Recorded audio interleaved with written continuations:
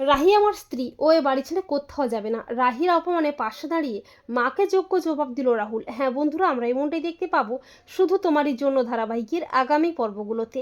মিমা ও অনির ওষুধ মেশানো কফি খেয়ে জিয়ার পেটের অবস্থা খারাপ হয়ে যায়।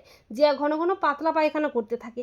তখন রাজীববাবুর কথায় রাহি রাহুলের সাথে ডক্টরের চেম্বারে যায়। রাহি ও রাহুল দুজনের মধ্যে দুষ্টু মিষ্টি ঝগড়া, খুনসুটি, মান অভিমান চলতেই থাকে।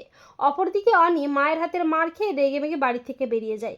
এরপর রাহি রাহুলকে নিয়ে বাড়ি ফিরে আসে। বাড়ি ফিরে এলে মিমো রাহুলকে জানিয়ে দেয় যে অনি বাড়ি ছেড়ে চলে গেছে। রাহুল বলে, মা তুমি অনির গায়ে হাত তুলেছো?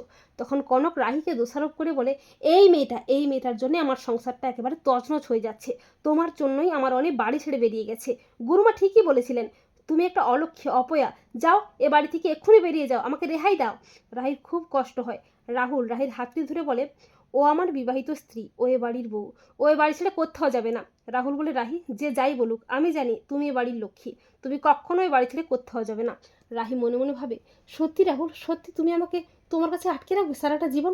তুমি কি সত্যি আমাকে ভালোবেসে ফেলেছো? তো বন্ধুরা, এমনটা যদি দেখানো হয় তোমাদের কেমন লাগবে কমেন্ট করে এক্ষুনি জানিয়ে দাও তোমাদের মতামতটি।